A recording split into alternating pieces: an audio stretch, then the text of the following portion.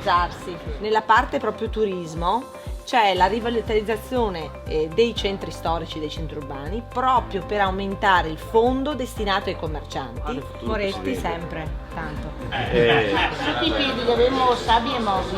Questa piccola ripresa unisce un po' e un po' per portare qualcosa di veramente solido e concreto. Provate ad ascoltare la gente al piano Che terra. lavora. Ciao, arrivederci. Ciao.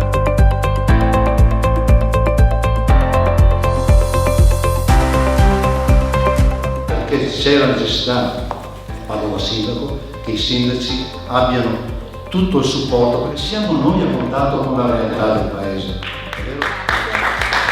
In grado di migliorare la qualità della vita, è la politica che è impegno.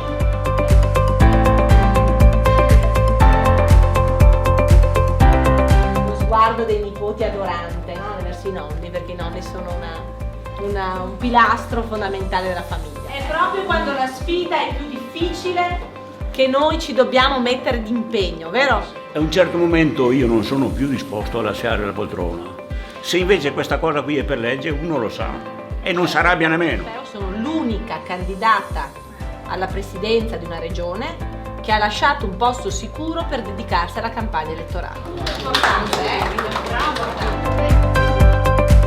Torni 10 euro al pensionato al minimo che ha 450 euro, questo è lecito. Torni il 5-10% a quello che ha 1000 euro al giorno, questo non va bene, già anticostituzionale. Ma come si fa? Bisogna essere talmente coraggiosi e talmente privi di scrupoli, capito? Perché loro non ne hanno, loro faranno di tutto perché noi non si cambi niente. E molta parte noi riusciremo a farla con un cambio vero e rinnovamento di generazioni. Perché mi ammiro, guarda, proprio veramente decor, avere la che si presta che si dà da fare. Perché il Veneto non è conosciuto in quanto Veneto, è conosciuto come Venezia, come Cortina.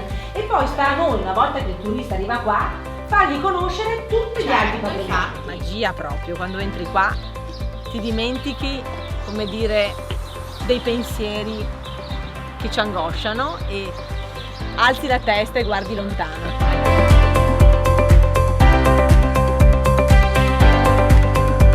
Non pensiate mai che fare politica sia qualcosa di distante. Fare politica è la cosa più bella perché significa interessarsi e impegnarsi verso la propria comunità. Presidente, che ci ha messo.